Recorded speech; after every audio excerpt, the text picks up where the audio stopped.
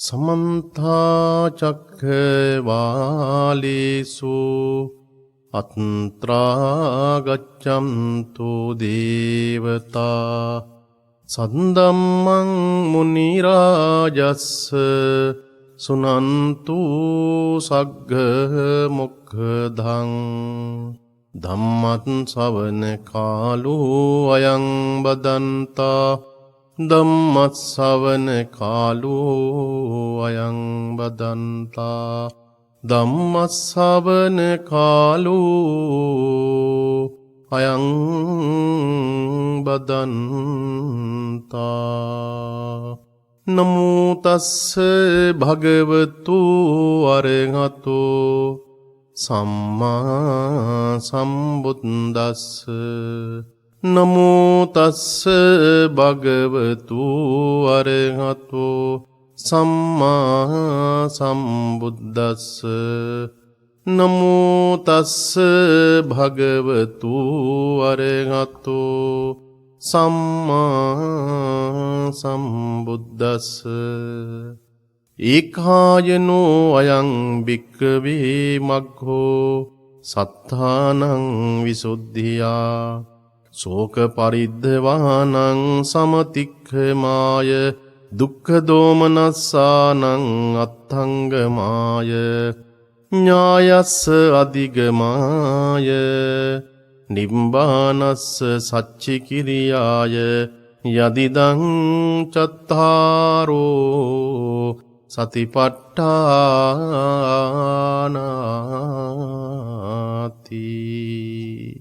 ශ්‍රද්ධා සම්පන්න ප්‍රඥාවන්ත ගුණගරුක සුපින්වත්නි, අදත් මේ රාත්‍රී කාලයේදී අපේ නිත් ශ්‍රාවක පින්වත් ඔබ සියලු දෙනාටම මේ උතුම් තථාගත ධර්මය මුළු මහත් ලෝකයටම සංනිවේදනය කරන්නට Tamanගේ පින්වන්ත උදායකත්වය ලබා දෙනවා මාතර තිරිච්චවිල දම්පැල්ල අරුණා දමයන්ති මහත්මිය ඇතුළු දරු දැරියන් සහ මුණුබුරන් විසින්.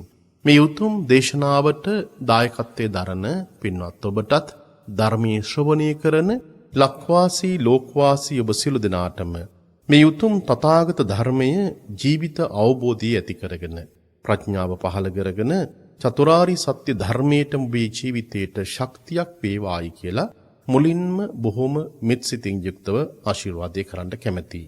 ඒ සමගම මේ දිනවල ශ්‍රී ලංකාවේ ජීවත් වෙන අප පමණක් නෙමෙයි මුළු මහත් ලෝකයේම මේ උතුම් තථාගත ධර්මයේ ශ්‍රවණය කරන අපේ ජීවිතවලට බලපාලා තිබෙනා වූ කොරෝනා වසංගත තත්ත්වය නිසා එහෙම නැත්නම් යම් යම් රෝග පීඩාදියන් නිසා අපේ ජීවිතයට ඇතිවෙනා වූ සියලුම රෝග සියලු දේවල් නැති වේවා. සියලු දුක්ඛ දෝමනස්යන් නැති වේවා. කායික මානසික නිදුක් නිරෝගී බවම ඇති වේවායි කියලා මුළු මහත් ලෝකීයම ජීවත් වන හැම දිනාටම බොහෝම කරුණාවෙන් මෙසිතින් යුක්තව අපි ඔබට ආශිර්වාදය කරනවා. පින්වත්නි, අද අපේ දේශනාවට විශේෂ වශයෙන්ම පාදක වෙන්නෙත් පසුගිය සතියේහි මා විසින් ඔබට දේශනා කරන්නට යෙදුණු ධර්ම කොට්ටාසේහි දිගුවක් විදියට පමණයි අද මේ දේශනාව සිදු කරන්නේ.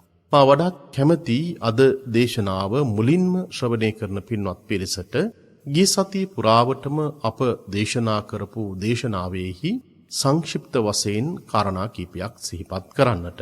අපි පසුගිය සතියේහි අපේ දේශනාවේදී විශේෂයෙන් සඳහන් කළේ පුජ්‍යල ජීවිතයේ තුල, මනුෂ්‍ය ජීවිතයේ තුල මානසික වශයෙන් සහ කායික වශයෙන් නැතිවෙනා වූ විවිධාකාර ප්‍රශ්න සහ ගැටලු සහ පීඩාකාරී ස්වභාවයන් නිසා ජීවිතයේ ඔබ විඳවන ආකාරය පිළිබඳව, ඒ ජීවිතය තුළ වෙන විඳවීම් වලින් කොහොමද අපේ ජීවිතය නිදහස් කරගන්නේ? හිත සමනය කරගන්නේ කොහොමද? සැනසීමෙන් යුක්තව ජීවිතය ගත කරන්නේ කොහොමද? මෙන්න මේ කියන කාරණාවන් මා සඳහන් කළේ පසුගිය සති කීපයක් පුරාවටම අපේ නිත් ශ්‍රාවක පින්වත් පිරිස බොහෝ දෙනෙක් සමග අප විසින් සිදු කරන යන්නා වූ ඒ පොහොය සීමාවේ කටයුත්ත ඒ සඳහා අපට ආධාර උපකාර කිරීමේදී බොහෝ දෙනෙක් කතා කළා. විශේෂයෙන් ඔවුන්ගේ තිබිච්ච යම් යම් ගැටලු පිළිබඳව මගේ කාල වේලාව හැටියට විනාඩියක් දෙක තුනක් මට සමන් දෙන්න පුළුවන්කමක් තිබුණා. ඒ සියලුම කරුණු සංක්ෂිප්ත කරලා තමයි පසුගිය දේශනාවට මා මූලික වශයෙන් කරුණු ගොනු කරගත්තේ. එතනදී මා සඳහන් කළා නිතරම අමතක වීම පිළිබඳව.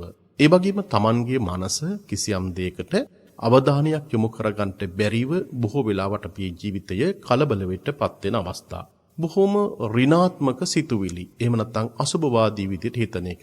කොච්චරවත් Tamanගේ ජීවිතයේ තුල ඊ타ත්ම අසතුටින් ඒ වගේම බොහොම කරදරකාරී ස්වභාවයකින් බොහොම කනස්සලු ස්වභාවයකින් යුතු ජීවිතය ගත කිරීම. අධික ලෙස කෝපයටපත් වීමත්, කලකිරීමටපත් වීමත්. ඒ විතරක්ම නෙමෙයි ජීවිතයේ තුල හුදකලාභාවයේ තනිකම කියන මෙන්න මේ කියන මානසික වශයෙන් නැතිවෙන්නා වූ යම් යම් මනෝභාවයන් මානසික වශයෙන් ඇතිවෙන්නා වූ පීඩාකාරී ස්වභාවයන් නිසාම අපේ ශාරීරික වශයෙන් යම් යම් ආකාරයේහි දුර්වලතාවන් ගොඩනැගෙනවා. සමහර වෙලාවට අපට නිතර විවිධ රෝගකාරක තත්ත්වයන් ඇති වෙන්න පුළුවන්. අධික රුධිර පීඩනය ඇති වෙන්න පුළුවන්. හිසේ කැක්කම ඇති වෙන්න පුළුවන්. පපුවේ වේදනාව ස්පන්දනයේ වගේ දේවල් ඇති වෙන්න පුළුවන්. මාංශ පේශිවල යම් වේදනාවක් ඇති වෙන්න පුළුවන්. කොට මෙවැනි කායික වශයෙන් යම් රෝගකාරක තත්ත්වයන් ඇතිවීම සඳහා ඔබට මූලික වශයෙන්ම බලපෑවේ මනසේ තිබිච්ච යම් නොසන්සුන් සහගත ස්වභාවයන් නිසා. ඒ නිසාම තමයි අපිට අධික ලෙස එක්කෝ නිින්ද අවශ්‍යයි, එක්කෝ අඩුවෙන් නිින්ද අපිට අවශ්‍ය වෙනවා. එහෙම නැත්නම් සමහර වෙලාවට අපේ ජීවිතය තුළ නිතරම ඇඳීම් සහගත ස්වභාවයෙන් යුක්තව. එහෙම නැත්නම් අපේ ජීවිතය තුළ අපි කරන බොහෝ වගකීම් පැහැරහැරලා කටයුතු කරනවා. මේවට ගොඩක් වෙලාවට අපට පේනවා මිනිසුන්ගේ ජීවිතයේ තුළ යම් හේතු සාධක බලපාලා තියෙනවා. හොඳටම හිතන්ට කල්පනා කරන්ට අපේ ජීවිතේට යම් ආකාරයෙහි බලපෑම් ඇතිවීම නිසා අපි ධර්මානුකූලව ඔබට විග්‍රහ කරලා දෙන්නේ අවිජ්ජා දෝමනස්සං අපේ ජීවිතයේ තුළ හැම වෙලාවක් තුළදීම සිදුවන්නේ අන් අය සමග ඇලීමත් ගැටීමත් කියන කාරණා දෙක. ඔබ හිතන්ට ඔබ උදේ පාන්දර නැගිටිච්ච වෙලාවේ ඉඳලා රාත්‍රී නිින්දට යනකම්ම අපි කරන්නෙම ලෝකයේ සමග මිනිසුන් සමග යම් ගනුදෙනු කිරීමක් සිදු කරනවා. මේ ගනුදෙනු කරන අවස්ථාවේදී නිරන්තරයෙන්ම සිදුවන්නේ ඇලීමත් ගැටීමත් කියන ධර්මතාවන්. ඒ නිසා ඇලීමත් ගැටීමත් දෙක ඔබ දවසේ පමණක්ම නෙමෙයි යම් දවසක ඔබ මේ ලෝකෙට උත්පත්තිය ලැබුවාද උත්පත්තිය ලැබපු කාල පරිච්ඡේදයේ ඉඳලම ඔබට මේ ඇලීමත් ගැටීමත් එක්ක ඇතිවිච්චි මානසික වශයෙන් ඇතිවෙච්ච වෙනස් වීම සහගත ස්වභාවයන් තමයි මූලික වශයෙන් අපි දැක්කේ. ඒ නිසා අපට අපේ ජීවිතය තුළ සමහර වෙලාවට අපේ බොහෝම ප්‍රියමනාප හිතවත් කෙනෙක් නැතිවීම, එහෙම නැත්නම් අපේ ජීවිතයට ආර්ථික වශයෙන් විවිධ ප්‍රශ්න, අවුරුදු ගණනාවක් තිස්සේ විවිධ රෝගකාරක තත්ත්වයක් නිසා අපේ ජීවිතයට ඇතිවෙන්නා වූ යම් මානසික වශයෙන් ඇතිවෙන පීඩාකාරී ස්වභාවයන්, එහෙම නැත්නම් අපේ විවාහය දිදරලා ගියපු අවස්ථා, අපේ ආදර සම්බන්ධතාවන් නැති වෙලා ගියපු අවස්ථා, අපේ රැකියාව අහිමි වෙච්ච අවස්ථා, මේ ආකාරයට හොඳට හොයලා බලන්න ඔබට ඔබේ ජීවිතේට යම් ප්‍රශ්නයක් ගැටලුවක් තියෙනවාද? ඒ ගැටලුවට මූලිකම හේතුව කුමක්ද කියලා. මේ මූලිකම හේතු හොයාගෙන යනකොට මෙතන තමයි හේතුඵල ධර්මතාව කියලා කියන එක තියෙන්නේ. එතකොට අපිට හිතා ගන්න පුළුවන් වගේ ප්‍රශ්නයට මේ අසුභවාදී විදියට ප්‍රශ්නයක් ගැටලුවක් තියෙනවා නම් මම හරියට තනිකමෙන් හුදකලාවේ කනස්සලු භාවයෙන් යුක්තව ජීවත් වෙනවා නම් ඇයි මෙහෙම වුනේ? ඇයි මෙහෙම වෙලා තියෙන්නේ? මේ ඔක්කොම දේවල් හිතනකොට ඇයි මම එහෙමනම් මගේ මනස තුළ මේ ආකාරයකට දුර්වලකමක් ඇති කරගන්නේ? මම අවුරුද්දක් තිස්සේම අඬා ඉන්නවාද? මේ මෑත භාගයේදී මාව මුණ ගැහෙන්න ආපු මගේ ධර්මයේ ශ්‍රවණය කරන්නා වූ අම්මා කෙනෙක්. ඒ අම්මා නිරන්තරයෙන්ම කියපු දේ තමයි Tamanගේ ස්වාමිපුරුෂයා අභාවයටපත් වෙලා අවුරුද්දකට පමණ කාලයක් ගත වෙනවා. වයස අවුරුදු 73ක බොහොම පින්වන්ත අම්මා කෙනෙක්. හැබැයි මේ අම්මා මේ අවුරුද්දක් පුරාවටම Tamanගේ ස්වාමියා පිළිබඳව හිතමින් කල්පනා කරමින් අඬනවා, වැළපෙනවා. මේක දකිනකොට Tamanගේ දරුවන්ට මේක දරා ගන්නට හැකියාවක් ඇත්තේ නැහැ.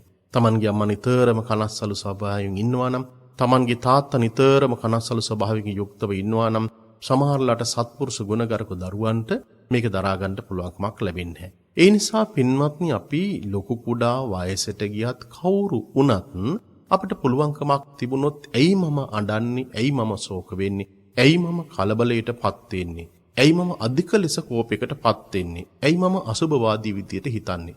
ඇයි මම වැඩිපුර නිදාගන්නේ? මේ සියලුම දේවල් එකින් එක ඔබට කල්පනා කරන්න හිතන්ට මේවට ධර්මානුකූලව හොඳ උත්තරයක් අපට ළඟා කරගන්න පුළුවන්කමක් තිබෙනවා.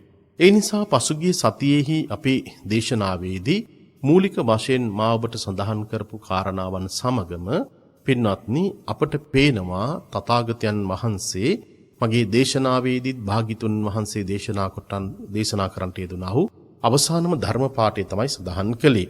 ඒ තමයි භාග්‍යතුන් වහන්සේ දේශනා කොට වදාලා මහණෙනි ඔබලා තමන්ට උරුම විච්ච විශේෂෙහි ජීවත් වෙන්න. තමන්ගේ පිය පරම්පරාවෙන් ආපු උරුම විශේෂෙහි ජීවත් වෙන්න.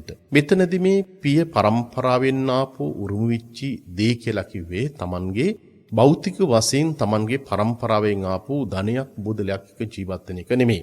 මීට වඩා පින්වත්නි තථාගතයන් වහන්සේ දේශනා කොට වදාළේ මාරයාට විශේෂ නොවන ආකාරයකට මාරයාට ගොදුරක් නොවන ආකාරයකට තමන්ගේ ජීවිතේ ගත කරන්න කියලා කිව්වා. ඒ නිසා අපට පේනවා අපට අපේ ජීවිතයේ තුල භාග්‍යතුන් වහන්සේගේ උතුම් දේශනාව මේ කියපු අඬන වැළපෙන ශෝක කරන හැම දෙයකටම උතුම් තථාගත ධර්මයේ තුල හොඳ ධර්ම මාර්ගයක් අපට ජීවිතය තුල තිබෙනවා. ඒ නිසා අප ළඟම මේ උතුම් ධර්මයේ තිබෙනවා. මහා ඖෂධයක් විදියට ඔබ ළඟම මේ උතුම් දේශනාව තිබෙනවා. ඒ නිසා අපි අද දේශනාවේදී බලමු මේ Tamanගේ මනස හදාගන්න යන වැඩපිළිවෙලදී එහෙමනම් කොතනින්ද මගේ ජීවිතේ නැවත වතාවක් පටන් ගන්නෙ? එහෙමනම් මේ අඬන එක, වැළපෙන එක, ශෝක කරන එක මේ සියලුම දේවල් නැති කරලා උතුම් ශක්තියක් ඇති කරගෙන මේකට අපි කිව්වොත් වීරියක් ඇති කරගෙන සත්‍තිස් බෝධිපාක්ෂික ධර්මවල තිබෙන සතර සම්‍යක් ප්‍රධාන වීරිය ඇති කරගෙන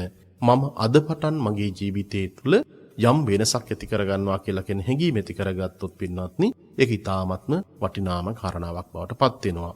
ඔබට නැවත වතාවක් මා සඳහන් කරනවා මේ උතුම් වීරිය තුල ඔබ පසුගිය සති කීපේ පුරාවටම මා විසින් මාතලේ කන්දිවත ශ්‍රී සුදර්ශනාරාම විහාරස්ථානයේහි ලබන මාසයේ වැඩ අවසන් කිරීමට ලහිලයියේ කටයුතු කරමින් පවතින උතුම් ශාසනික පූජාව ජීවිතේ සමහර වෙලාවට පළවෙනි වතාවට ඔබ මේ උතුම් පූජාවට දායකත්වයක් දරලා තිබෙන්නේ. ඒ පොහොය සීමාවේ කටයුතු දැන් බොහෝ සෙයින් අපි සිදු කරමින් පවතිනවා. ලබන මාසයේ අවසන් වෙන විට ඊ උතුම් ශාසනික කටයුත්ත මේ උතුම් ශාසනයේට යම් තරමක් දුෂ්කර ප්‍රදේශයක ඒ උතුම් පූජාව සිද්ධ කරන්න බලාපොරොත්තු වෙනවා. ඒ නිසා මට උදව් උපකාර කරපු සමහර වෙලාවට මිල මුදල් තැන්පත් කරලා නමක් ගමක් දන්නෙත් නැහැ. කිසිම කෙනෙක් දන්නේ නැහැ. තොරතුරු පමණක් මගෙන් විමසා සිටිමින් ඒ කටයුත්ත සිදු කරපු උදව් උපකාර කරපු සියලුම දෙනාටමත් නැවත නැවතත් මේ වෙලාවේදී මම පුණ්‍ය අනුමෝදනා කරනවා. මේ දේශනාව අවසානයේදී මගේ ජංගම දුරකථනයේ සඳහන් කරන්නම් කිසියම් කෙනෙකුට මේ සඳහා සම්බන්ධ වෙන්න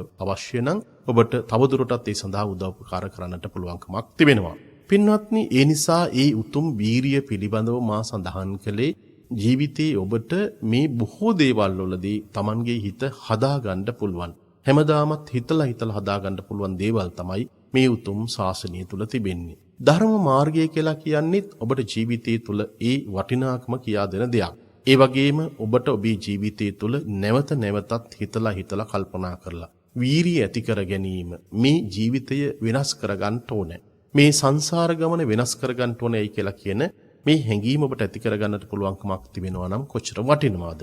දැන් බලමු ඔබට ඔබේ ජීවිතයේ මාමී කියන ධර්ම කාරණාවන් එක්කම වෙනස් කරගන්න පුළුවන්ද? ඔබට පුළුවන්කමක් තිබෙනවා, හැකියාවක් තිබෙනවා. මේ වෙනස්කම ඔබ මතක තියාගන්න මේ කිසිවෙක් විසින් ඔබේ ජීවිතය තුළ වෙනස් කරන දෙයක් නෙමෙයි. මේ ජීවිතය තුළ ඔබ හිතනවා නම් යම් බලවේග මගින් බොහෝ වෙලාවට අපිට පේනවා සමහර ඇත්තන් Tamanගේ මානසික වශයෙන් විශාල ව්‍යාකූල තත්යකට පත්විච්ච අවස්ථා. සමහර ඇත්තෝ හිතනවා මගේ ජීවිතේට හුනියමක් කරලා තියෙනවා. භූතයන්ගේ ආවේශයක් වෙලා තිබෙනවා. ගෙදර දොරේ යම් භූත බලවේග තිබෙනවා. පින්වත්නි, මේ බොහෝමයක් දේවල් මතක තියාගන්න Tamanගේ ජීවිතය තුළ මනස තුලම ඇති කරගත්ත දේවල්. මනසේම තමයි ඔබේ හුනියම ගොඩනගාගෙන තිබෙන්නේ. මනස තුළ ඇතිවෙන දේමයි ඔබේ ජීවිතයට යම් ආකාරයේහි කරදරකාරී ස්වභාවයක් ඇති වෙලා තිබෙන්නේ. ඒ නිසා හොඳට ධර්ම මාර්ගයේ පිහිටපු කෙනෙක් නැත්ති මේ සරණං අඤ්ඤං බුද්ධෝ මේ සරණං මරං කියන මේ උතුම් ගාථා පාඨයන් සජ්ජායනා කරමින් මෙනෙහි කරමින් සත්‍යක්‍රියාවක් කරන්න. ඒ වගේම කරණීයමෙත්ත වගේ සූත්‍ර දේශනාවන් 21 වතාවක් දවසකට පුළුවන් තරමක් ඔබ සජ්ජායනය කරන්න. ඔබට ඔබේ ජීවිතයේ තුළ ඇස් පනා පිටම මේ වෙනස ඇති කරගන්න පුළුවන්. අනවශ්‍ය විදියට මිල මුදල් විශාල දහස් ගණනින් මේ වගේ කටයුතු වලට වියදම් කරමින් ඔබේ ජීවිතේ ගත වෙනවට වඩා ඒවා පිටිපස්සේ ගමන් කරමින් කටයුතු කරනවට වඩා ඔබ හිතන්න සමහර වෙලාවට ඔබට ජීවිතය තුළ එවැනි ප්‍රශ්නයක් ගැටලුවක් තිබෙනවා නම් ඒවා සමහර වෙලාවට පේන්නේ නැත්නම් ඒ සාංශාරික වශයෙන් ඔබට විපාක දෙන අකුසල කර්මයන්. ඒ නිසා මේ අකුසලයේ නැතිකරන්ට අපි බලවත් විදියට වීරියවන්ත විදියට අපේ ජීවිතේ හැඩගස්වා ගන්න අවශ්‍ය වෙනවා. ධර්ම ශ්‍රවණයේ සිද්ධ කිරීම, යම් යම් පුණ්‍ය කටයුතු වල සම්බන්ධ වීම, මේවා තමයි ඔබට ඔබේ ජීවිතේ වෙනසක් ඇති කරගන්න පුළුවන් විශාලතම Tamanගේ ජීවිතයට අත්වලක් වෙන දේවල් විදියට සලකන්න. දැන් ඔබට බාහිර වශයෙන් අපි මේ කටයුත්ත පිළිබඳව ඒ බොහෝ දේවල් පිළිබඳව ඔබට සිහිපත් කරන ගමන් බුදුරජාණන් වහන්සේ අපට දේශනා කොට වදාළ වටිනා සූත්‍ර දේශනාවක් තිබෙනවා. මේ වටිනා සූත්‍ර දේශනාව තමයි කිංසුකෝපම සූත්‍ර දේශනාව. ඒ නිසා මේ සූත්‍ර දේශනාවේදී අපිට පේනවා මේ ජීවිතයේ තුළ වෙනසක් ඇති කරගන්න අවශ්‍ය නම් ඒ වෙනසට යා යුතු මඟ කුමක්ද කියලා කියන එක මේ දේශනාවේදී තාමත්ම හොඳින් පැහැදිලි කරනවා. පින්නතුන්ට මා මුලින් අද දේශනා කරන්නට යෙදුණු උතුම්ම ගාථා පාඨය මේ සම්බුද්ධ ශාසනය තුළ තිබෙනා වූ වටිනාම ගාථා පාඨයක් විදිහට සලකන්න පුළුවන්. ඒ කායනෝ අයං භික්ඛවේ මග්ගෝ සත්තානං විසුද්ධිහා ශෝක පරිද්දවානං සමතික්කමාය. මෙන්න මේ කියන ගාථා පාඨය නිරන්තරයෙන්ම බෞද්ධ පින්නතුල හැම කෙනෙක්ම Tamanගේ මතකයේම තබා ගත යුතු කාරණාවක් වෙනවා. මොකක්ද හේතුව? තථාගතයන් වහන්සේ දේශනා කරනවා මෙතන වටිනාම වචනයක් තිබෙනවා. ඒකායනෝ අයං භික්ඛවේ මග්ගෝ සත්තානං විසුද්ධිය. මහණෙනි, ඔබ ඔබේ ජීවිතයේ තුළ අඬනවාද, වැළපෙනවාද, ශෝක කරනවාද? මම මුලින් දේශනාව ආරම්භයේදීම ගිය සතියේ සංක්ෂිප්තයක් විදිහට සඳහන් කරපු. ඔබ අඬන එකත්, වැළපෙන එකත්, ශෝක කරන එකත්, කෝපයකටපත් වෙලා ඉන්න එකත්, අසුභවාදී විදිහට හිතන මේ සියලුම කාරණාවන් නැති කරගන්නට භාග්‍යතුන් වහන්සේ අපට දේශනා කොට වදාලා එකම මගයි තිබෙන්නේ සත්තානං විසුද්ධිය, සත්‍යයේ පිරිසුදු භාවයේ පිළිබඳව. බලන්න මේ දේශනාවේදී සඳහන් කරපු කාරණාවේදී එකම මවගක් විදියට භාග්‍යතුන් වහන්සේ අපට දේශනා කොට වදාලා චත්තාරෝ සතිපට්ඨාන. මේ වචනය කිසියම් කෙනෙක් මේ බෞද්ධ ජීවිතයේ තුළ මැරෙන්න ඉස්සර වෙලා දසදහස් වාරයක් Tamanගේ මනස තුළ මේ කාරණාව මතකයේ තබාගෙන මෙනෙහි කරන්න පුළුවන් නම් මේක තමයි ඔබේ පිරිසුදු භාවයේ පිළිබඳව තිබෙන එකම මඟ විදියට බුදුරජාණන් වහන්සේ අපට දේශනා කරන්නට යෙදුනේ. දැන් බලන්න මේ සත්තානං විසුද්ධිහා ශෝක පරිද්දවානං සමතික්කමාය දුක්ඛ දෝමනස්සානං අත්තංගමාය ඥායස අධිගමාය නිබ්බානස්ස සච්චි ක්‍රියාය. මෙන්න මේ කියපු කාරණාව තුළ අපට පේනවා සතර සතිපට්ඨානය කියලා කියන වචනය රාත්‍රී කාලයේදී නිින්දට යනකොටත් උදේ පාන්දර නැගිටිනකොටත් අපේ මනස තුළ මෙනෙහි කරගත යුතුම කාරණාවක්. කුරු රටේදී මිනිස්සු මේ සතර සතිපට්ඨානේ හැම වෙලාවක් තුලදීම නාන්න යනකොටත් කන බොන වෙලාවේදීත් ඒ වගේම ගමන් බිමන් යන වෙලාවේදීත් හැම වෙලාවක් තුලදීම සතර සතිපට්ඨානය ගැන සාකච්ඡා කරලා තිබෙනවා. සතර සතිපට්ඨානය ගැන සාකච්ඡා කරලා තිබෙන නිසාම ඔවුන්ගේ ජීවිතය වඩාත් සුන්දර ජීවිතයක් බවට පත් වුණා. මා ඔබට සඳහන් කරන්නේ ඔබේ ජීවිතය සුන්දර ජීවිතයක් බවට පත් කරගන්න නම්, ඔබේ ජීවිතේ නිදහස් ජීවිතයක් බවට පත් කරගන්න අවශ්‍ය නම් මෙන්න මේ කියපු කාරණාවන් හොඳට අවබෝධයට ඔබ ළඟා කරගත යුතු වෙනවා. දැන් බලන්න මේ සතර සතිපට්ඨානයේ තුල සඳහන් කරපු මේ කාරණාවන් වලදී බුදුරජාණන් වහන්සේ අපිට ආනිසංස ගණනාවක් පිළිබඳව සඳහන් කළා. ඒ ආනිසංස ගණනාව පිළිබඳව සඳහන් කළේ ඇයි? හේතුව මොකද? යම්කිසි කෙනෙක් Tamanගේ ජීවිතයේ තුල පිරිසුදු භාවය ඇතිවීම සඳහා. අපේ ජීවිතයේ තුල අපිරිසුදු නම් අපි මේක පස්ව විග්‍රහ කරන්නම්. අපිරිසුදු වෙලා තිබෙනවා නම් අපිරිසුදුකම පිරිසුදු භාවයට පත් කර ගැනීම සඳහා. ශෝක කරනවා නම් ශෝකේ දුරු කරන්නට. පරිදේවෙහිවත් එහෙම නැත්නම් අඬනවා, වැළපෙනවා, ඒ වගේම නම්ගොප් සඳහන් කරමින් අපි අඬනවා, වැළෙනවා, එහෙම දෙයක් කරනවා නම් ජීවිතය තුළ ඒක නැති කරගන්නට. ඒ වගේම කායික දුක්ඛයන් දුරු කර ගැනීම සඳහා. ඒ වගේම දුම්නස්සෙවත් මානසික දුක්ඛයන් දුරු කර ගැනීම සඳහා අපි හිතුවොත් අඬනවා නම්, වැළපෙනවා නම්, ශෝක කරනවා නම්, ඒ වගේම ඔබේ ජීවිතය තුළ කායික දුකක් තිබෙනවා නම්, ඒ වගේම මානසික දුකක් තිබෙනවා නම් මෙන්න මේ සියලුම දේවල් නැති කරගන්න තමයි භාග්‍යතුන් වහන්සේ අපට මේ උතුම් සතර සතිපට්ඨාන දේශනාව අපට දේශනා කරන්නට යෙදුනේ. ඒ විතරක් නෙමෙයි මේ දේශනාවේදී සඳහන් කරනවා සතර සතිපට්ඨානය යම් කිසි කෙනෙක් වඩා වර්ධනය කළොත් මාවට පසු විග්‍රහ කරන්න මේක තවදුරටත් බොහොම සරල ආකාරයකට ඔබට ග්‍රහණය කරගන්න පුළුවන් ප්‍රමාණයකට. සමහර ඇත්තන්ට සමහර වචන තේරෙන්නේ නැහැ. සමහර ඇත්තන්ට බොහොම ගැඹුරු ධර්මයේ තේරෙනවා. ඉහිත් අපිට යම්කිසි කෙනෙකුට එක ධර්ම කාරණාවක් හෝ Tamanගේ මනසට ග්‍රහණය කරගෙන මේක හොඳට පුහුණු කරන්නට පුළුවන්කමක් තිබුණොත් අපේ ජීවිතයේ තුල අන්නේ වටිනාකමට ජීවිතය ගෙනියන්න හැකියාවක් තියෙනවා. මේ සතර සතිපට්ඨානෙහි වැඩිම තුලින් අපට ලැබෙන වඩාත්ම හොඳම ආනිසංසයේ බවට පත් වෙන්නේ ආර්ය අෂ්ටාංගික මාර්ගය අවබෝධ කරගන්න පුළුවන්. ආර්ය අෂ්ටාංගික මාර්ගය අපි අවබෝධ කරගන්නවා කියලා කියන්නේම නිවීම අපි ඇති කරගන්නවා. නිර්වාණය ප්‍රත්‍යක්ෂ කරගන්නට හැකියාවක් තිබෙනවා. දැන් බලන්නකො ඔබට ඔබේ ජීවිතයේ තුල පාරිශුද්ධ භාවය ඇති කරගන්න, මනස තුල තියෙන පිරිසුදුකම ඇති කරගන්න, ඊළඟ ශෝකය දුරු කරන්නට, පරිදේවීවත් හැඬීම් වැළපීම් දුරු කරන්නට, කායික වශයෙන් තිබෙන්නා වූ සියලුම දුක්ඛයන් නැති කරගන්න, මානසික වශයෙන් ඇතිවෙන්නා වූ සියලුම දුක්ඛයන් නැති කරගන්න.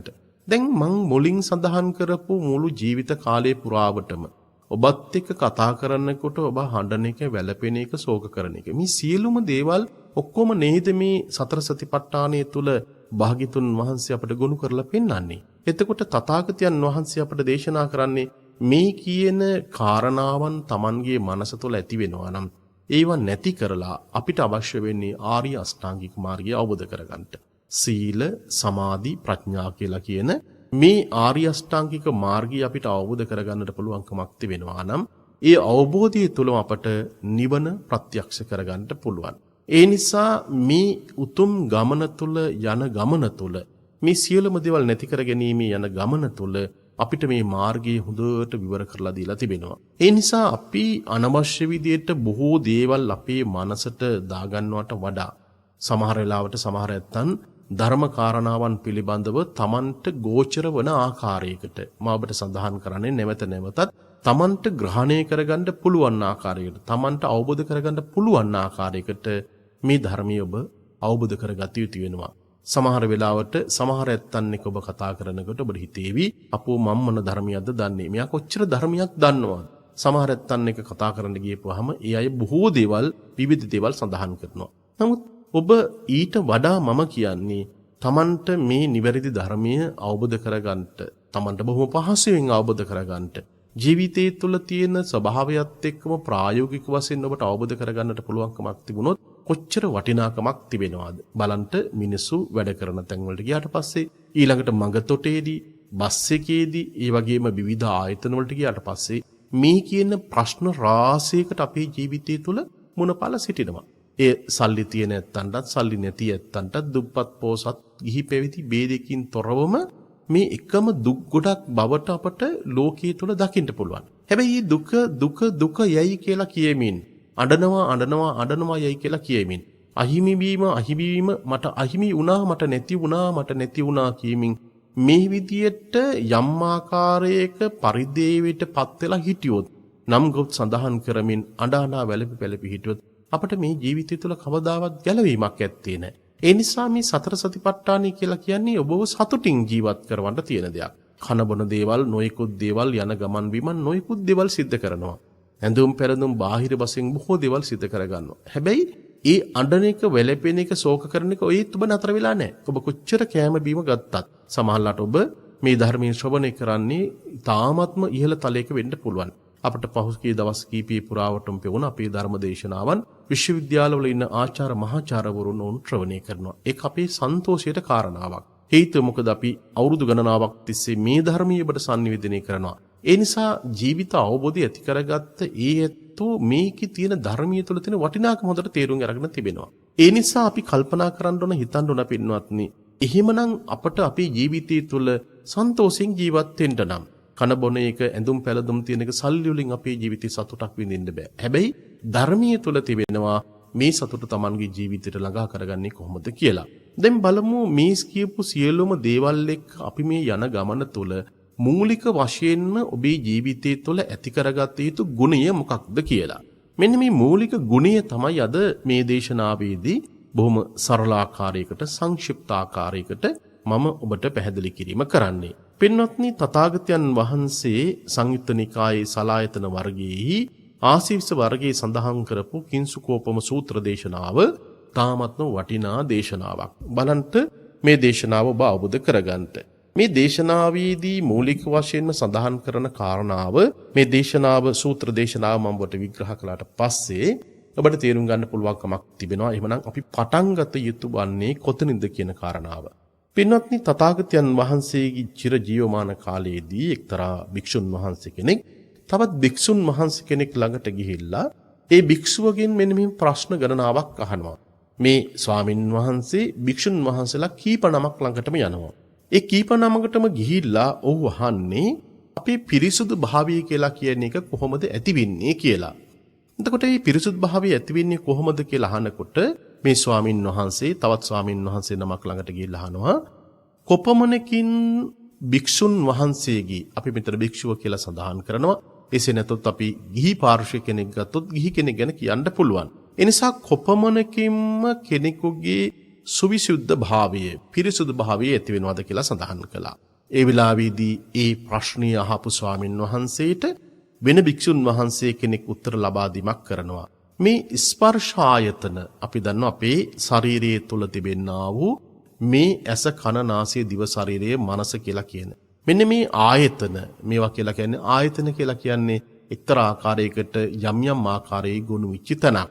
මේ ආයතන වලින් තමයි කෙලිස් හට ගැනීම කියන එක සිදුවන්නේ. ඇස කන නාසය දිව ශරීරයේ මනස කියලා කියන විශේෂයෙන් මේ පංචේන්ද්‍රයන් සහ මනසත් එක්ක ෂඩේන්ද්‍රිය තුල අපි ලෝකෙත් එක්ක ගනුදෙනු කරනකොට තමයි අපේ කෙලෙස් වැඩි වෙලා යන්නේ. ඇහින් බලනකොටත් ස්පර්ශය ඇති වෙනකොටත් ගඳ සුවඳ දැනෙනකොටත් යම් යම් ආකාරයේ දේවල් වලට අපේ මනස ඇදිලා ගියාට පස්සේ අපේ හිත ඇදිලා ගියාට පස්සේ ඒවා පිළිබඳ ලෝභ සහගත සිතක් ඇති වුණාට පස්සේ නිරන්තරයෙන්ම කෙලෙස් බද්ධ තත්යකට ජීවිතය තුළපත් වෙනවා. මේ භික්ෂුව සඳහන් කරනවා කිසියම් ආකාරයකින් මේ ස්පර්ශ ආයතනෙහි යම් ආකාරයක සමුදයත් ඒ වගේම අස්තංගමයක් එහෙම නැත්නම් හට ගැනීමත් නැතිවීමත් දන්නවාද? හට ගැනීමත් නැතිවීමත් දන්නවාද? එපමණින්ම ඒ භික්ෂුවගේ දර්ශනීය සවිසුද්ධ භාවයට සඳහන් කළා. එපමණින්ම මේ භික්ෂුවගේ දර්ශනීය විසුද්ධ භාවයට පත් වෙනවා. එතනදී සඳහන් කළේ කිසියම් කෙනෙක් කිසියම් භික්ෂුන් වහන්සේ කෙනෙක් මේ ස්පර්ශ ආයතනෙහි හට ගැනීමත් නැතිවීමත් එක දන්නවාද? අන්න එපමණකින්ම ඒ භික්ෂුව පාරිශුද්ධත්වයට පත් වෙනවා කියලා සඳහන් කළා.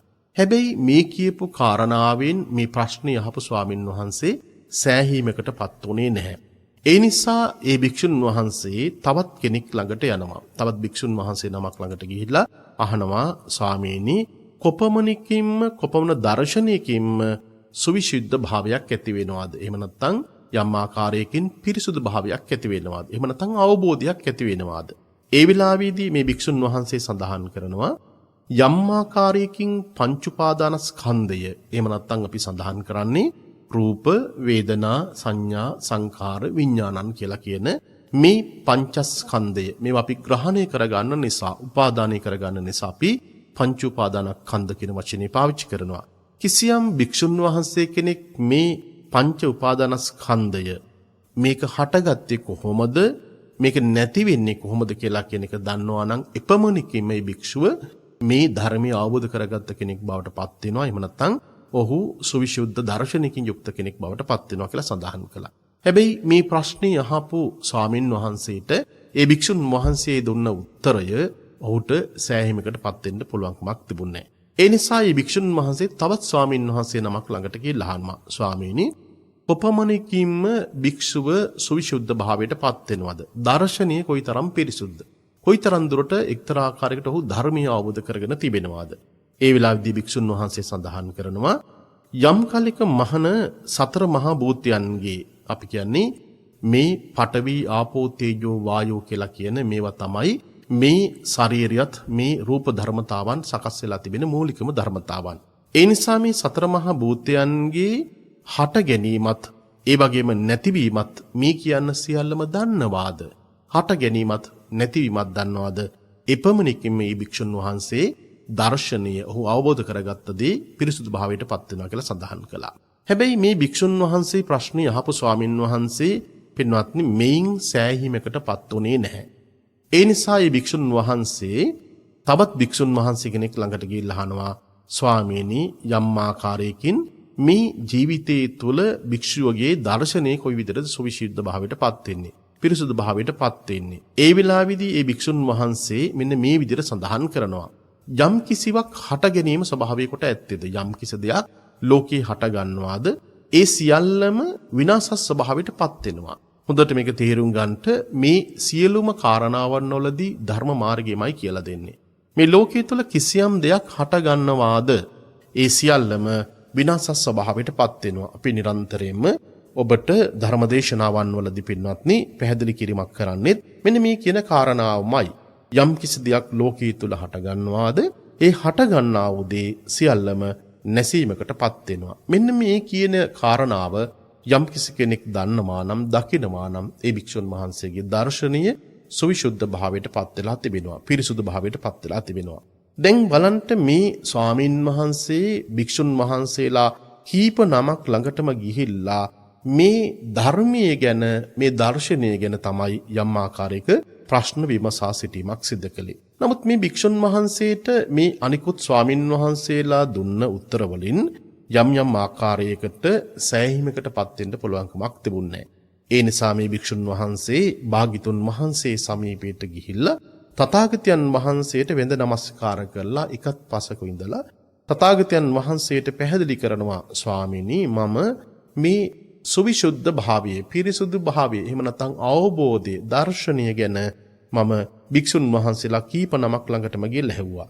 ඒ කීප නමම මට ලබා දුන්න උත්තර වලින් මම සෑහීමකටපත් උනේ නැහැ. සමහර භික්ෂුන් වහන්සේලා සඳහන් කළා මේ ස්පර්ශ ආයතන පිළිබඳව. මේ ස්පර්ශ ආයතනෙහි ඒ ස්පර්ශ ආයතන හයෙහි හට ගැනීමත් නැතිවත් යම් ආකාරයකින් දන්නවද එපමණකින්ම සුවිසුද්ධ භාවයටපත් වෙනවා. මා මුලින් සඳහන් කළ ආකාරයට පංච උපාදානස්කන්ධය පිළිබඳවත් ස්පර්ශ ආයතන පිළිබඳවත් ඒ වගේම කිසියම් දෙයක හට ගැනීමත් නැතිවීමත් කියලා කියන මේ සියලුම කාරණාවන් පිළිබඳව ඊ타ත්ම හොඳින් දන්නවාද පැවැත්ම දන්නවාද නැතිවීම දන්නවාද එපමණින්ම මේ දර්ශනීය සුවිසුද්ධයි කියලා සඳහන් කළා. නමුත් ස්වාමීනි මට මේවා එකකින්වත් සෑහීමකටපත් වෙන්න පුළුවන්කමක් තිබුණේ නැහැ. ඒ නිසා ස්වාමීනි මට හොඳට මේ කාරණාව පැහැදිලි කරලා දෙන්න පුළුවන්ද? පින්වත්නි තථාගතයන් වහන්සේ ඒ වෙලාවේදී මෙන්න මේ ආකාරයකට මේ ධර්මයේ දේශනා කිරීමක් කරනවා. මේකට හේතුවක් තිබෙනවා ඔබට මා සඳහන් කරන්නට. සමහර වෙලාවට සමහර ධර්ම කාරණාවක් පිළිබඳව අපි හිතුවොත් නිවනට යන මාර්ගයේ පිළිබඳව සඳහන් කළොත් සමහර ඇත්තන් විවිධ ආකාරයේ ප්‍රශ්න ගැටළු වලින් විවිධ ස්වරූපයෙන් උත්තර දෙන්න පුළුවන්. සතර මහා භූතයන් පිළිබඳව කිසියම් කෙනෙකුගෙන් ප්‍රශ්නයක් යවොත් ඒ විග්‍රහය සමහර වෙලාවට එකිනෙකාට ගෝචර වන ආකාරයකට විග්‍රහ කිරීමක් කරනවා. සමහර වෙලාවට මම පංච උපාදානස්කන්ධයේ පිළිබඳව සඳහන් කරන කාරණාවන්ට වඩා වෙනත් ස්වාමින් වහන්සේ කෙනෙක් ඒ කාරණාවම ඒ ආකාරයකට නැතුව වෙනත් ස්වභාවයකින් යුක්තව විග්‍රහ කරන්න පුළුවන්. හැබැයි කොයි පැත්තෙන් ගියත් අපි යන්නේ එකම තොටුපළකටයි. අපි ගත්තොත් වැවක් ගත්තොත් ඒ වැවට බහින්න පුළුවන් තොටුපළවල් ගණනාවක් තිබෙනවා. ඒ නිසා අපිට කොයි පැත්තෙන් ගියත් අපිට එකම තොටුපළකට ගමන් කරනවා වගේ එක එක්කිනාට මේ ධර්මයේ ප්‍රත්‍යක්ෂ වන ආකාරය යම් යම් ආකාරයේ වෙනස්කම් දකින්න හැකියාවක් තිබෙනවා. හැබැයි අපි ධර්මයේ විකෘති කරලා නෙමේ නිවැරදි ආකාරයකට අප ඒ ධර්ම මාර්ගය අවබෝධ කරගන්න අවශ්‍ය වෙනවා. හැබැයි යා යුතු මඟ මොකක්ද කියලා කියන එක බුදුරජාණන් වහන්සේ සතර සතිපට්ඨාන දේශනාවේදී අපට ඊ타ත්ම මැනවින් පැහැදිලි කොට වදාලා. භාග්‍යතුන් වහන්සේ මේ භික්ෂුන් වහන්සේට මෙන්න මේ විදියට පැහැදිලි කිරීමක් කරනවා. භික්ෂුව ආයුෂ්මතුනි ඔබ භික්ෂුන් වහන්සේලා ළඟට ගිහිල්ලා විවිධ ආකාරයෙන් ඔබ ප්‍රශ්න විමසා සිටීමක් කළා. මේ දර්ශනීය කොහොමද සුවිසුද්ධ භාවයටපත් වෙන්නේ? ධර්ම අවබෝධය ඇති කරගන්නේ කොහොමද කියලා. ඒ වෙලාවේදී එක එක ස්වාමින් වහන්සේලා එක එක ආකාරයකට උත්තර දුන්නේ. ඒක ස්වභාවයක්, ඒක තත්ත්වයක්. ඒ ධර්මයේ Tamanට ප්‍රත්‍යක්ෂ වන ආකාරය. භාග්‍යතුන් වහන්සේ පින්වත්නි ඒ වෙලාවේදී මේ භික්ෂුන් වහන්සේට මෙන්න මේ ආකාරයට හරි අපූර්ව උපමාවකින් මේ කාරණාව පැහැදිලි කරනවා. යම් කිසි පුරුෂයෙක් විසින් කෑල ගසක් කවදාවත් දැකලා නැහැ. ඔන්න හිතන්ට කල්පනා කරන්න මේ භික්ෂුන් වහන්සේට මේ කාරණාව ප්‍රත්‍යක්ෂ කරන ආකාරය කොච්චර වටිනවාද? මේ ධර්මයේ අපි ඔබට දේශනා කිරීමේදී ඔබේ ජීවිත තුලින්ම අපි ලබා ගන්න ප්‍රශ්න වලින්ම තමයි බොහෝ වෙලාවට මගේ දේශනාවන් වලදී මම කියලා කියන එක මමත්වයේ තුල ගොඩගත්ත දෙයක් නෙමෙයි. මා බොහෝ වෙලාවට උත්සාහ කරන්නේ ඔබේ ජීවිතයේ ඇතුළෙම යම් යම් ආකාරයක ප්‍රශ්නයක් ගැටලුවක් මතු කරගෙන ඊට ගැලපෙන ආකාරයකට ධර්ම මාර්ගයේ පෙන්වා දෙන්න. හේතුව මොකද මේ සංසාරයේ තුල අපි හැම කෙනෙක්ම විවිධ ප්‍රශ්න ගැටලුත් එක්ක පීඩාවටපත් වෙලා ජීවිතේ ගත වෙන නිසා අපට පේනවා යම් යම් ආකාරයෙහි ධර්ම මාර්ගයේ තුල ඒකට පිළිතුරක් මේ ධර්මයේ තුල දකින්න හැකියාවක් තිබෙනවා. බලන්න භාග්‍යතුන් වහන්සේ මේ භික්ෂුන් වහන්සේට මේ කාරණාව කොච්චර ලස්සනට පැහැදිලි කරාද කියලා. කිසියම් කෙනෙක් කෑල ගසක් දැකලා නැහැ. සමහර වෙලාවට මේ ධර්මයේ ශ්‍රවණය කරන කෙනෙක් ඔබ ඔබේ ජීවිතය තුළ කෑල ගසක් කියලා කියන එක මොකක්ද කියලා කියන එක දැකලා නැහැ. ඒ නිසා කෑල ගසක් නොදුටු මිනිසෙක් කෑල ගසක් දැකපු මිනිසෙක් ළඟට යනවා. ගිහිල්ලා මේ මිනිස්සයා අහනවා ඔබ ජීවිතය තුළ කෑල ගසක් දැකලා තිබෙනවාද? ඒ වෙලාවේදී කෑල ගස දැකපු මිනිස්සයා කියනවා ඔව් කෑල ගසක් මම දැකලා තියෙනවා. කොයි වගේද කෑල ගස? ඒ වෙලාවේදී ඔහු සඳහන් කරනවා කෑල ගස හරියට දාලා ගියපු කණුවක් වගේ හරිම කළු පාටයි. අපි කිව්වොත් එහෙම කිසියම් කණුවක් පිච්චීමට ලක් වෙලා තිබෙනවා නම් ඒ පිච්චීමට ලක් වෙලා තිබිච්ච ස්වභාවයකින්ම යුක්තයි කෑල ගස කියලා කිව්වා. දැන් බලන්න මේ කෑල ගසක් කවදාවත් ජීවිතේට දැකපු නැති කෙනෙක් කෑල ගසක් දැකපු කෙනෙක් ළඟට ගිහිල්ලා කියනවා අහනවා කෑල ගස කොයි වගේද කියලා. ඒ වෙලාවේදී ඒ මිනිසයා සඳහන් කරන්නේ කෑල ගස හරියට අවුවට හෝ එහෙම නැත්නම් ගින්නට පිච්චිලා ගිහිලා තිබිනා වූ කළුවන් වූ ගහක් වගේමයි. කළුවන් වූ ගසක් කළුවන් වූ කණුවක් වගේමයි කියලා සඳහන් කළා. පින්වත්නි ඒ වෙලාවේදී ඒ පුරුෂයා මේ කෑල ගස පිළිබඳ මොහු දුන්න උත්තරයෙන් සෑහීමකටපත් උනේ නැහැ. ඒ නිසා යා තවත් තැනකට යනවා. තවත් තැනකට ගිහිල්ලා තවත් පුජ්‍යලයකින් විමසා සිටීමක් කරනවා මේ කෑල ගස කොයි වගේද කියලා. ඒ වෙලාවේදී ඔහු සඳහන් කරනවා එම්බල පුරුෂය කෑල ගස හරියට මස්සැදල්ලක් වගේ බොහෝම රතු පාටයි. බොහෝම රතු පාට තමයි මේ කෑල ගස තියෙන්නේ කියලා සඳහන් කළා. දැන් බලන්න මුලින් සඳහන් කරපු මිනිස්සයා සඳහන් කළේ යම් ආකාරයකින් කෑල ගස ගින්නට අහු වෙලා ගියපු දරකේ බැල්ලක් හා සමානයි. කළු පාට දරකේ බැල්ලක් හා සමානයි කියලා සඳහන් කළා. හැබැයි දෙවෙනි මිනිස්සයා අපිට පේනවා සඳහන් කරන්නේ කෑල ගස හරියට මස්සැදල්ලක් හා සමානයි කියලා සඳහන් කළා. ඒකිමුත් ඔහු සෑහීමකටපත් උනේ නැහැ. පින්වත්නි ඊළඟට මෙයා තවත් කෙනෙක් ළඟට යනවා. තවත් කෙනෙක් ළඟට ගිහිල්ලා අහනවා කෑල ගසක් ඔබ දැකලා තිබෙනවද? ඔව් කෑල ගස මම දැකලා තිබෙනවා. කෑල ගස කොයි වගේද? ඒ විලාවිදෝ සඳහන් කරනවා කෑල ගස මහරි ගසක් වගේ පැලුණු කරල් තියෙන ගැලවුණු පොතු තියෙන. ඔබ දන්නවා මහරි ගසක් කියලා කියන්නේ මොකක්ද කියන එක. ඒ ඊ타මත්ම විශාලවට තිබෙන වෘක්ෂයක්. ඒ වගේම මගේ මතකයේ හැටියට ඒ වගේම පැලුණු කරල් තිබෙනවා. ගැලවිච්ච පොතු තිබෙනවා. ඒ නිසා මෙන්න මේ වගේ ස්වභාවිකින් යුක්තයි කෑල ගස කියලා සඳහන් කළා. නමුත් ඒකීමත් ඔහු සෑහීමකටපත් උනේ නැහැ. ඊළඟට තවත් කෙනෙක් ළඟට යනවා. තවත් කෙනෙක් ළඟට ගිහලා අහනවා ඔබ කෑල ගස දැකලා තිබෙනවද? කෑල ගසක් දැකලා තිබෙනවා. කෑල ගස කොයි වගේද? කෑල ගස මොහු සඳහන් කරනවා නුඟුරුකක් මෙන් තාමත්ම ඝනට වැඩිලා තියෙන දෙයක්. පින්වත්නි අපි ජීවිතයේ තුල යම් යම් දේවල් අහන්න ගියාට පස්සේ මතක තියාගන්න ඔබට ලැබෙන උත්තරත් ඔන්න ඔය වගේමයි. බලන්ට අර මුලින් සඳහන් කරපු භික්ෂුන් වහන්සේ මේ දර්ශනීය පිළිබඳව සවිසුද්ධ භාවයේ පිළිබඳව කීප දිනක් ළඟටම ගිහලා අහපුවාම උට ලැබිච්ච උත්තර කීප ආකාරයකට තිබුණේ. බුදුරජාණන් වහන්සේ ඒ කාරණාවම භික්ෂුන් වහන්සේට කෑල ගසක් ගැන මිනිස්සෙක් අහන ප්‍රශ්න වලට උත්තර විදියට හරි අපූර්ව ආකාරයට ගැළපීමක් සිදු කරනවා. කෑල ගසක් නොදුටු මිනිස්සෙක් කෑල ගසක් දැකපු මිනිසු 4-5 දිනක් ළඟට ගිහිල්ලා කෑල ගස කොයි වගේද කියලා අහනවා. අහනකොට එක එක්කෙනා එක එක උත්තර ලබා දීම සිද්ධ කළේ. මේක හොඳට තේරුම් ගන්නට ජීවිතයේ සමහර වෙලාවට අපේ ප්‍රශ්න ගැටලු වලට උත්තර අහන්න ගියපුවාම 5 දිනකකින් උත්තර අහන්න ගියපුවාම අපිට උත්තර 5ක් අපිට හමුවන්නේ. උත්තර 5ක් ජීවිතය තුළ හමිනකොට යම් යම් ආකාරයේ අපිට ප්‍රශ්න ගැටලු රාශියකට අපිට මුහුණ පාන්න සිදු වෙනවා. ඔබ සමහර වෙලාවට දොස්තර කෙනෙකුගෙන් බෙහෙත් ගන්න ගියපුවාම මේ දොස්තර ළඟ බෙහෙත් අරගෙන ඒක හොඳ නෑ තවත් දොස්තර කෙනෙක් ළඟට යනවා. තවත් කෙනෙක් ළඟට යනවා. තවත් කෙනෙක් ළඟට යනවා. මිනිස්සු සමහර වෙලාවට ජීවිතයේ තුළ යම් යම් ප්‍රශ්න ගැටලු ආවට පස්සේ නොයිකුත් තැන් වලට යනවා, පේන බලන්න යනවා, දේවාල ගාන යනවා. මේ යන හැම අවස්ථාවකදීම ඔවුන්ට යන හැම තැනකමින් විවිධාකාර උත්තර තමන්ගේ ජීවිතයට ලැබෙන්නේ. සමහර ඇත්තන් සමහර සිද්ධියක් පිළිබඳව මේක බලන්න හොඳට සමාජ විද්‍යාත්මක විදිහට විග්‍රහ කරගත්තොත් එහෙම මොනහරි සිද්ධියක් පිළිබඳව සමහර කෙනෙක් අපිට ඇවිල්ලා කියන ආකාරය. අපි හිතුවොත් මොනහරි සිද්ධියක් සිදු වුණා. ඒ සිදුවිච්ච සිදුවීම 5 දිනක් අපිට ඇවිල්ලා කියනකොට මේ 5 දෙනාම අපිට කියන්නේ 5 ආකාරයකට. ජීවිතේ සමහර වෙලාවට කොහේ හරි තැනකට ගිහිලා දැකපු දෙයක් තිබෙනවනම් ස්ථානයක් තිබෙනවනම් පස් දිනක් අපිට ඇවිල්ලා පස් ආකාරයකට කියන්නේ. දඹදිව ගියපු ඇත්තන්, ඉන්දියාවට ගියපු ඇත්තන්, දඹදිව වන්දනා කරන්න ගියපු වෙලාවේදී ලබාපු දේවල් අත්දැකීම් 10 දිනක් ඇහුවොත් අපිට 10 ආකාරයකට අපිට උත්තර දෙන්නේ. ඒ නිසා අප තේරුම් ගන්න අවශ්‍ය වෙනවා මේ කියන දේවල් වලින් මොකක්ද වඩාත් නිවැරදි දේ, නිවැරදිම ක්‍රමය මොකක්ද? මේක තමයි තේරුම් ගන්න අවශ්‍ය. කොහොමද ඔබට මෙන්න මේ ශක්තිය ළඟා කරගන්නට පුළුවන්කමක් තිබෙන්නේ? ජීවිතේට අර ප්‍රශ්න සහ ගැටලු සහ බොහෝමයක් දේවල් ජීවිතය තුළ උදා වෙන්නේ මෙන්න මේ කියන දේවල් වලට හරියටම අපේ මනස තුළ නිවැරදි ආකාරයකට තේරුම් බේරුම් කර ගැනීමේ, ග්‍රහණය කර ගැනීමේ යම් ආකාරයක ක්‍රමවේදයක් අපිට දකින්න අපිට හමුවන්නේ නැහැ. භාග්‍යතුන් වහන්සේ අර භික්ෂුවට බලන්ට කෑලගසක් පිළිබඳව සඳහන් කරමින් දේශනා කරපු කාරණාව. මේ කාරණාව හොඳට මතක තියාගන්නට මේ තමයි සිහියෙන් යුක්තව ජීවත් වෙනවා කියලා කියන්නේ.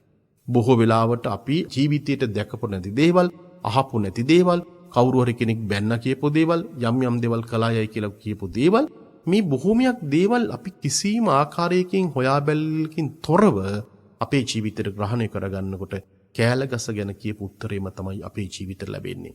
භාග්‍යතුන් වහන්සේ මේ කාරණාව තවදුරටත් පැහැදිලි කරනවා හරි ලස්සනට, හරි අපූර්ව ආකාරයකට. භික්ෂුවට පැහැදිලි කරන්නේ මෙන්න මේ ආකාරයටයි. මහන යම්කිසි රජ කෙනෙක්, ඒ රජතුමා තමන්ගේ ජීවිතේ ගත කරන්නේ ඊ타ත්ම ශක්තිමත් විදියට තමන්ගේ රාජධානිය ගොඩනගාගෙන. ඔහු වටේටම ඊ타ත්ම ලස්සනට හොඳට තාප්පයක් සකස් කරගෙන තිබෙනවා. ඒ තාප්පයේ වටේටම දොරවල් 6ක් තිබෙනවා. ඒ දොරවල් 6 පමණක්ම නෙමෙයි. ඒ දොරවල් 6 බොහොම ශක්තිමත් දොරවල් 6ක්. ඒ විතරක්ම නෙමෙයි. ඒ දොරවල් 6ෙහි ඊ타ත්ම හොඳට පඬිත, ව්‍යක්ත, ඒ වගේම නුවණ තියෙන, අඳුනන්නේ නැති මිනිස්සු හරියට අඳුනන්නේ ඇයි කියලා, දන්නා මිනිස්සු මේ අය දන්නවා අයයි කියලා කියන ආකාරයකට හොඳ ඊ타ත්ම ශක්තිමත්, ඒ වගේම මොළයක් තියෙන, ප්‍රඥාවන්තකමක් තියෙන, හොඳ නරක තීරුම් බේරුම් කරගන්න පුළුවන් හොඳ දොරටු පාලකයෙක් ඔහුගේ රාජධානිය තුළ සිටිනවා. මේ දොරටු පාලයා මේ රාජධානියෙහි මේ දොරටු 6ෙම ජීවත් වෙනවා. අපි එහෙම ගත්තොත් බොහොම සරලයි මේක තේරුම් ගන්නට. මොන බලන්න කිසියම් රජ කෙනෙක් සිටිනවා. මේ රජතුමාගේ වටේටම හොඳ තාප්පයක් ගහලා තියෙනවා. ඒ වගේම ඒ තාප්පි වටේටම දොරවල් 6ක් තිබෙනවා. මේ දොරවල් වල ජීවත් වෙන්නේ ඊ타ත්ම හොඳ ව්‍යක්ත, ඒ වගේම පඬිත, යමක් තේරුම් බේරුම් කරගන්න පුළුවන්, හොඳ නරක තීරුම් බේරුම් කරගන්න පුළුවන්. ඒ වගේම එන මිනිසු කවුද, යන මිනිසු කවුද, මේ සියලුම දේවල් හොඳට තේරුම් බේරුම් කරගන්න පුළුවන් හොඳ පඬිත දොරටු පාලකෙක් සිටිනවා. මෙන්න මේ දොරටු පාලකයා ඉන්න තැනට ඊ타ත්ම වේගයෙන් ශීඝ්‍ර ගමනින් යුක්තව ඈත ඉඳලා දූත යුවලක් එනවා. ඒ දූත යුවල ඇවිල්ලා මේ දොරටු පාලකගෙන් අහනවා, එම්බල පුරුෂය මේ නුවර හිමියා කොහෙද ජීවත් වෙන්නේ? එහෙම නැත්නම් මේ නුවර රාජධානිය කරගෙන ඉන්න රජතුමා කොහෙද ජීවත් වෙන්නේ?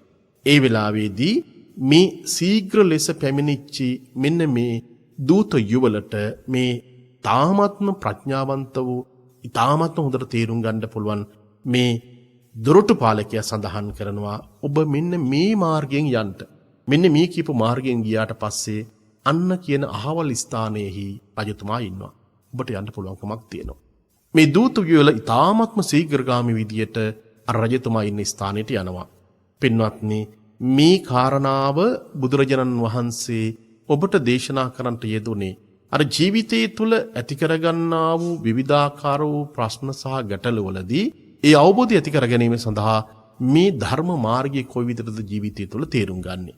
බුදුරජාණන් වහන්සේ භික්ෂුන් වහන්සේට මේක තවදුරටත් සරල කරලා පැහැදිලි කිරීමක් කරනවා. මෙන්න බලන්න, මේ නගරයත් ගත්තට පස්සේ මේ රජතුමාගේ රාජධානියත් රජතුමත්, ඒ වගේම මේ නගරය වටා තිබෙන්නා වූ දොරටු 6ත්, මේ දොරටු 6ෙම ජීවත් වෙන්නා වූ ඊ타ත්ම ශක්තිමත්, ඒ වගේම ව්‍යක්ත, විසරද භාවයට පත්වෙච්ච දොරටු පාලකියත්, ඒ වගේම ශීඝ්‍රගාමී විදියට ආපු දූත යුවලත් හොඳට හඳුනාගෙන ඒ අයට හොඳට මාර්ගයට කියලා දුන්නේ. මේ සියල්ලම අපට පැහැදිලි කරන්නේ අපේ ජීවිතය පිළිබඳව, ඔබේ ජීවිතය පිළිබඳව, මේ පංචස්කන්ධය පිළිබඳව තමයි මේ විග්‍රහය සිද්ධ කරන්නේ. භාග්‍යතුන් වහන්සේ අර භික්ෂුන් වහන්සේට සඳහන් කරනවා, මහණෙනි, ඔබට මා මේ උපමාවක් දේශනා කළේ. මේ උපමාව තුළ මා සඳහන් කළේ මේ නුවර කියලා කියන්නේ මේ නගරය කියලා කියන්නේ වෙන මොනවාත්ම නෙමෙයි.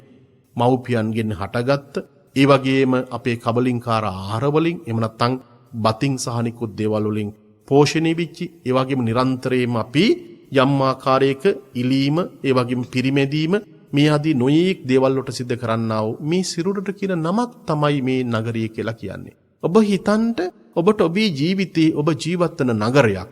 ඔබේ ශරීරය කියලා කියන්නේ ඔබේ පංචස්කන්ධය කියලා කියන්නේ නගරයක්. බුදුරජාණන් වහන්සේ අර භික්ෂුන් වහන්සේට පැහැදිලි කොට වදාලා මේ නගරය කියලා මා සඳහන් කළේ වෙන මොනවත්ම නෙමේ අම්මා තාත්තගෙන් හටගත්ත ඒ වගේම බතින් බුලතින් සහ නිකුත් දේවල් වලින් නොයේක ආකාරයෙන් පෝෂණය වෙච්චි මේ සිරුරට කියපු නමක් තමයි මේ වෙලාවේදී සඳහන් කළේ නගරය කියලා. ඒ වගේම මේ නගරය තුළ තිබෙනා වූ දොරවල් 6ක් පිළිබඳව සඳහන් කළා.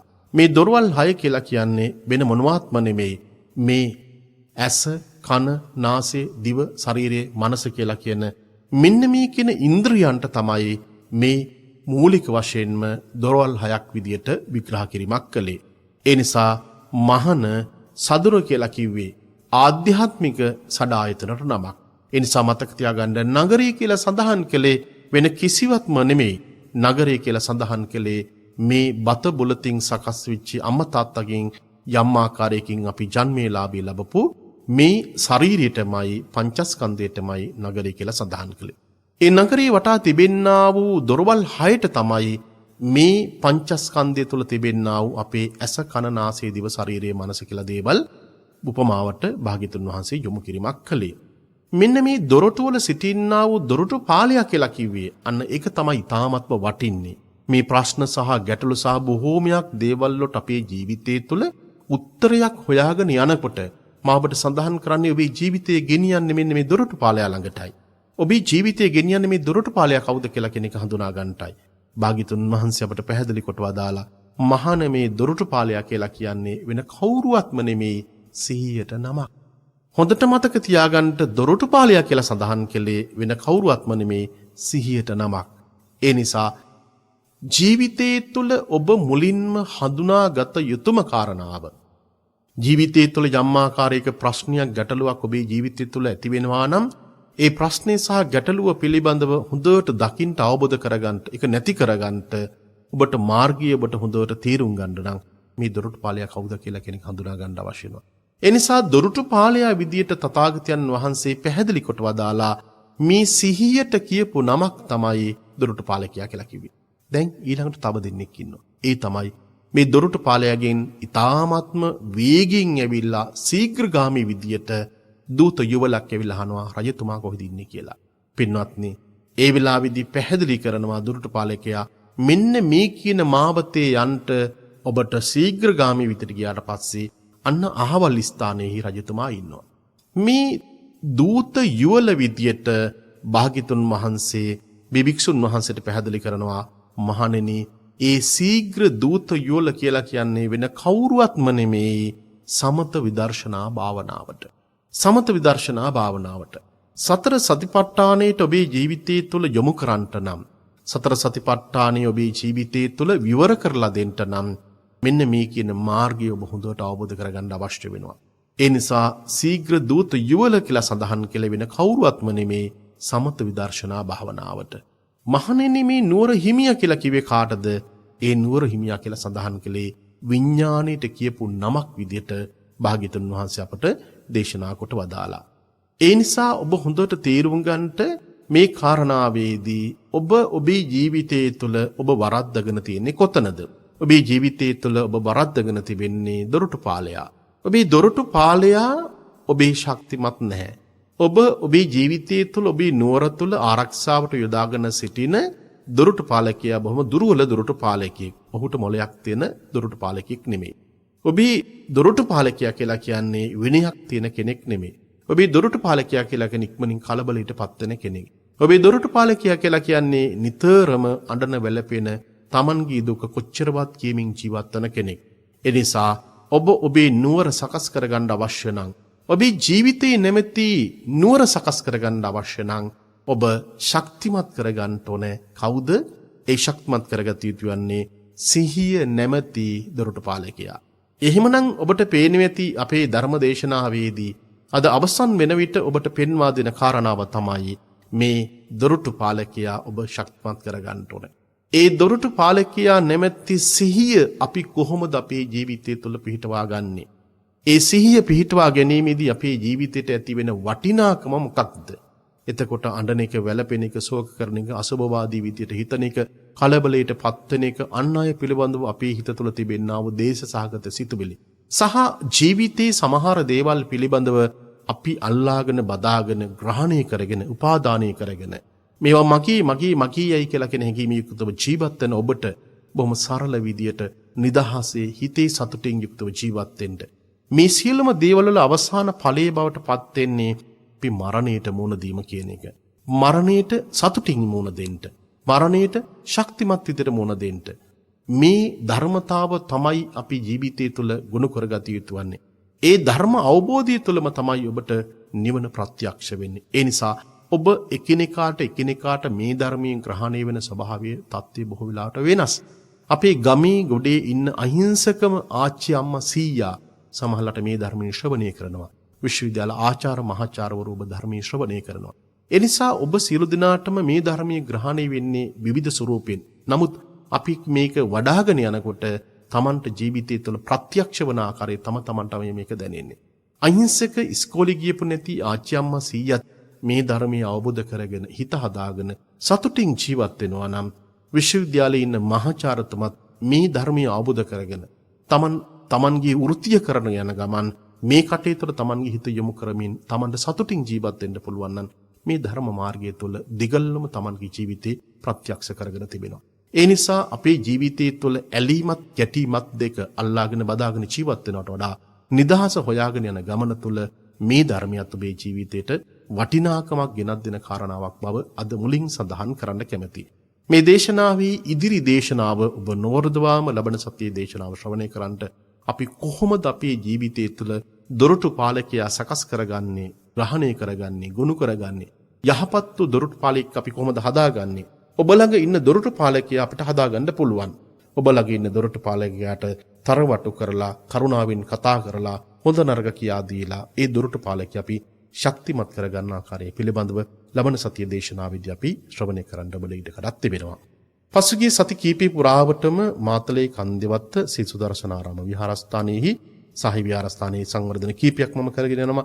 ඒ කටයුතු වලට මට උදව් උපකාර කරපු ලංකාවෙත් විදේශ රටවල ජීවත් වෙන බොහෝ දෙනෙක්, සමහර ඇත්තන් Tamanට පුළුවන් ආකාරයකට හැකිය ආකාරයකට මට ඒ ආධාර උපකාර ලබා දීම සිද්ධ කළා. එනිසා ඔබ සියලු දිනාටම නැවත නැවතත් මගේ ජීවිත කාලය පුරාවටම කරගත් උතුම් පුණ්‍ය කටයුතු බලෙන් ඔබට බොහොම පින්, කායික මානසික නිදුක් නිරෝගී බව ලැබේවා. මේ කටයුත්ත නිමාවක් දකිනවා නම් නිමාවක් දකින්නෙම අපේ net ශ්‍රාවක පින්වත් පිරිස නිසාමයි. ඒ සඳහා විශේෂයෙන් මගේ පළවෙනිම පුණ්‍ය අනුමೋದනාව මේ කටයුත්ත ඔබට දැනුවත් කරන්න ඉඩකඩක් ලබා දීම පිළිබඳව net කාර්ය මණ්ඩලයේ ප්‍රධාන ඒ විධායක අධ්‍යක්ෂකතුමාටත් net කාර්ය මණ්ඩලයේ සියලුම දෙනාටම ලොකු කුඩා සියලු දෙනාටම අනේක වාරයක් පින් දෙනවා. ඔබතුමාලා නිසා තමයි මේ ශාසනයට පළවෙනිම පූජාවක් විදිහට ඇතම් කෙනෙක් ඒ පොහොය සීමාවේ කටයුත්තට මේක සම්බන්ධ. විශාල ඉදිකිරීමක් නොවුනත් ලක්ෂ 25ක පමණ මුදලක් යටතේ අපි සිද්ධ කරන්නට බලාපොරොත්තු වෙමින් සිටිනවා. ඒ නිසා අපිට තව අඩුපාඩුකම් තිබෙනවා. ඒ සඳහා එනිසා අපිට පුළුවන්කමක් තිබෙනවා මේ කටයුත්තට අපිට උදව් උපකාර කරන්න. තව ලක්ෂ 5ක විතර වගේ මුදලක් අපිට අවශ්‍ය වෙනවා ඉදිරි කටයුතු සඳහා. තවත් යම් කටයුතු තිබුණත් ඒ මුදල අපිට ලැබුණාට පස්සේ ප්‍රමාණවත් වේ කියලා විශ්වාස කරනවා. ඒ නිසා Tamanට හැකි ආකාරයකට මේ සඳහා දායකත්වය දරන්න පුළුවන්. 0.71 4 81 80 82 0.71 4 81 80 82 0.73 90 25 26 0.73 90 25 26 කියන ජංගම දුරකථනයෙන් කතා කරලා මගේ ජංගම දුරකථනයේ ඍජුවම මේ රාත්‍රී කාලෙදී කතා කරනවට වඩා ඔබට පහසු වෙලාවක කතා කරන්න යම් විදියකින් මට ඔබ දුරකථනය ගන්න වෙලාවේදී කතා කරන්න බැරි වුණත් යම් කාර්යබහුල තත්ත්වයන් නිසා නමුත් මම ඔබට පසුව මම එමතුමක් ලබා දෙන බවත් සඳහන් කරන්න කැමැතියි. ඒ නිසා ඔබ මේ සඳහා මගෙන් අවශ්‍ය කරන තොරතුරු විමසා සිටින්න. ඒ නිසා ඔබට පුළුවන්කමක් තිබෙනවා හැකිය ආකාරයකට පුළුවන් ආකාරයකට මේ සඳහා සම්බන්ධ වෙන්න. ඒ කටයුතු අවසානයේදී අපි සාංගික දානමය පුණ්‍ය කටයුත්තක් සිදු කළා. මේ උතුම් ශාසනයට පූජා කිරීම ලබන මාසයේ අවසන් වන විට තව සති 6කින් මේ කටයුත්ත නිමාවක් දකින්න මම බලාපොරොත්තු වෙනවා. එනේ සබ සියලු දිනාටම නැවත නැවතත් පින් අනුමෝදන් කරමින් අදත් මේ රාත්‍රී කාලයේදී මේ උතුම් තථාගත දේශනාව දේශනා කිරීම සඳහා Tamanගේ පින්වන්ත දායකත්වය ලබා දුන්නා. මාතර තිලිච්ඡවිල දම්පැල්ල අරුණා දමයන්ති මහත්මිය ඇතුළු දරු දැරියන් සහ මුණුබුරන් විසින් මේ උතුම් දේශනාවට දායකත්වයේ දැරීම තුළින් බලාපොරොත්තු වෙනවා 2014 නොවැම්බර් මාස 30 වෙනි දින අප අතරින් වියෝ පී.ඒ. බන්දුල විශ්‍රාමික ගුරු පියාණන්ගේ 6 වෙනි වර්ෂ පූර්ණ පින්කම වෙනුවෙන් පින් අනුමෝදන් කිරීම සහ නිවන් සුව පැතීමත් පරලෝසෙපත් පී.ඒ. සිරිසේන මහතා මාග්‍රට් පෙරේරා මහත්මිය ෆ්‍රැන්සිස් වික්‍රමසිංහ මහතා පී.ඒ. ජයන්ත මහතා පී.ඒ. සමන් මහතාටත් පවුලේ මිය පරලොව ගිය සියලුම ඥාති හිතවත් හැම දෙනාට පින් දෙන්න බලාපොරොත්තු වෙනවා. සුජීවත් වන තිලකාවතී ලියනගේ මෑණියන්ටද සාෂෙන්ක රශ්මි සචින් යන දරුවන්ට සහ ඔවුන්ගේ පවුල්වල ඥාතීන්ටද චන්ද්‍රදාස මහතා සහ ශිරාණි මහත්මියටද අමිතා මහත්මිය සහ අසනීපව සිටින ජේ.ඒ. පත්මසිරි මහතාටද ලක්වාසී ලෝවාසී සැමට නිදුක් නිරෝගී සුවය සහ චිරජීවනයත් ධර්ම අවබෝධයත් අද දවසේදී ප්‍රාර්ථනා කරන උතුම් දේශනාවට දායකත්වයෙන් දරපු මාතර තෙලිජ්ජවිල දම්පැල්ල අරුණා දමයන්ති මහත්මිය ඇතුළු දරුවන් සහ මුණුබුරු මුනිවියන් ඇතුළු සියලු දෙනා විසින් මේ උතුම් දේශනාවට දායකත්වයෙන් දරපු පින්වත් ඔබටත් ධර්මයේ ශ්‍රවණය කරපු ලක්වාසී ලෝකවාසී හැම දෙනාටමත් තෙරුවන්ගේ අනන්ත ආශිර්වාදයේ බලයෙන් සිළු බෝධින් වහන්සේලාගේ සිළු චෛත්‍ය රජනන් වහන්සේලාගේ අනන්ත ආශිර්වාදයේ බලයෙන් යහපතක් සිදේවා කායික මානසික නිදුක් නිරෝගී සුවය ලැබේවා. මේ උතුම් ගෞතම බුද්ධ ශාසනය තුළදීම චතුරාර්ය සත්‍ය ධර්මයේම අවබෝධ වේවා. මේ උතුම් දේශනාවට දායකත්වයෙන් දරපු පින්නතුන්ගේ මිය ගිහිල්ලා එන්න පරම්පරාවේ මිය ගිලින සියලු දෙනාටවත් නම් සඳහන් කරපු මිය ගිය සියලු දෙනාටමත් ධර්මයේ ශ්‍රවණය කරපු ලක්වාසී ලෝකවාසී ඔබගේ පවුල්වල මිය ගිහිල්ලා එන්න සියලු දෙනාටමත් පින් අනුමෝදන් වේවා. කොවිඩ් වසංගත තත්ත්වය නිසා මිය ගිලින සියලු දෙනාට පින් අනුමෝදන් වේවා. උතුම් සම්මා සම්බුද්ධ ශාසනයෙන් අපරිමිත මිහිවරක් කළ අපවත් වදාළ සියලු ස්වාමින් වහන්සේලාට පින් අනුමෝදන් වේවා. මේ පින් බලෙන් හැම දෙනාමත් නිවන් අවබෝධ වේවා. විෂ්ණු කතරගම සමන් විභීෂණාදී සිල්මල් පේසකි මහේසක දෙවියන්ටත් මිය ගියා වූ සියලු දෙනාටමත් අපි හැම දෙනාමත් පතන බෝධියකින් නිවනින් සැනසීමටපත් වේවා. ආඛාසට්ඨාච බුම්මට්ඨා දේවානාගා මහින්దికා පුඤ්ඤන්තං අනුමෝදිත්වා චිරං රක්ඛන්තු ලෝක සාසනං. ආකාසට්ඨාච බුම්මට්ඨා දේවානාගා මහින්దికා පුඤ්ඤන්තං අනුමෝදිත්වා චිරං රක්ඛන්තු දේශනං. ආකාසට්ඨාච බුම්මට්ඨා දේවානාගා මහින්దికා පුඤ්ඤන්තං අනුමෝදිත්වා චිරං රක්ඛන්තු ත්වං සදාති. හැම දිනාටම සම්මා සම්බුදු සරණයි.